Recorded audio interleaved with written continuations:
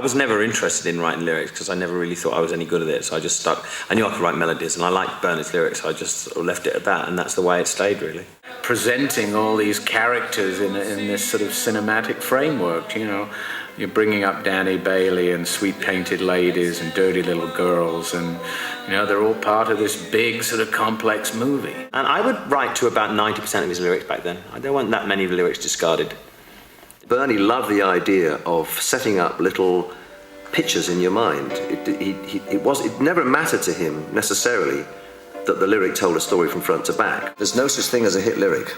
There are hit melodies, which if you're lucky, you'll get a great lyric that go with it. And then people don't listen to records for the lyric. If they like the record enough because they like the feel of it or they like the melody, then they'll start to listen to the lyric. Elton would have a stack of lyrics and he'd just look through them. He wouldn't do any pre-work in those days. You know, he wouldn't ever, you know, sneak him at home or something. He'd wait till he get to the studio and then literally sit down after breakfast and write a song, you know.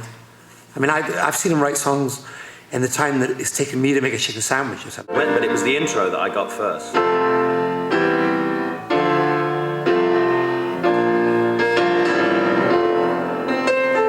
When are you gonna come down? And the melody is very wistful as well. When are you going to land? Should have stayed on the phone? Should have listened to my old man?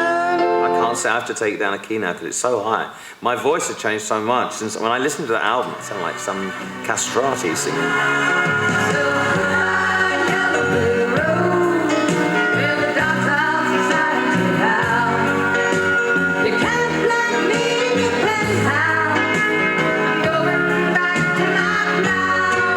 I mean, I think I did 17 albums in 5 years because I was contracted to do 2 albums a year, which, you know, I did, and didn't find it difficult. It was quick. I mean, in those days, you know, you didn't have the technology to slow you down.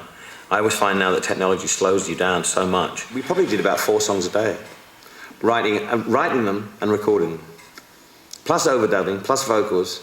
It sounds insane, but that's the way it happens. It's probably guessed pretty much how he would have played it to the band when we first learnt it. Just piano and vocal. It's 7 o'clock and I wanna rock, wanna get a belly full of beer.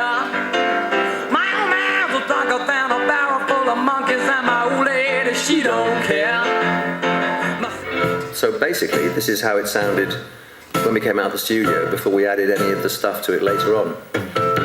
Hey kids, shake loose together, the spotlight sitting something that's known to change the weather. So it just sounds like any other regular studio recording.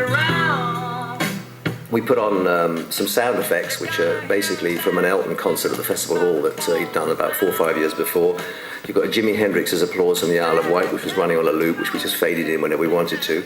We threw a load of flatback on it to make it sound live, dubbed on some whistles and hand claps doing the wrong beat, because English audiences always do the wrong beat. They're always on the on instead of on the off, which drives me crazy, but that's what they do. And that's the T-boy doing a whistle. Well, it might be you, I don't know. I think it was you. No, it can't be, because I can't do those whistles. This is a pathetic whistle. I can't do them at all. Okay, put it all in again.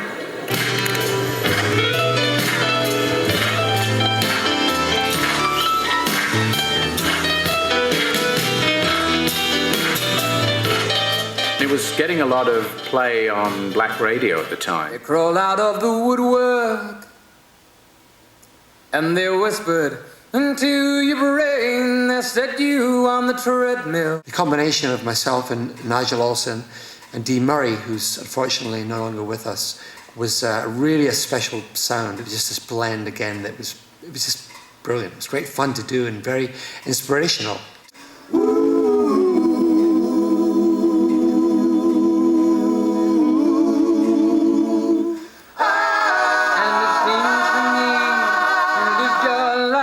Like a candle in the wind. It was number 1 for 8 weeks in America, sells 6 million copies. That's pretty fantastic. I think it was a good collection of songs, brilliantly recorded by Gus Sargent and brilliantly played by me and the band. You're going to listen to double albums.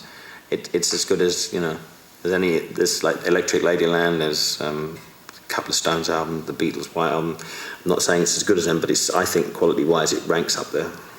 He was on fire in the writing sense, and I guess I was in the lyrical sense. It was magic. That time in my life that creative period will never, ever come back again. You search for it and you try and think, oh, it'd be great to do, but it'll never happen like that again. It's a special time. We're pretty good company. Looking for an island in our boat upon the sea. It wasn't hard. It wasn't an effort. It was a pleasure.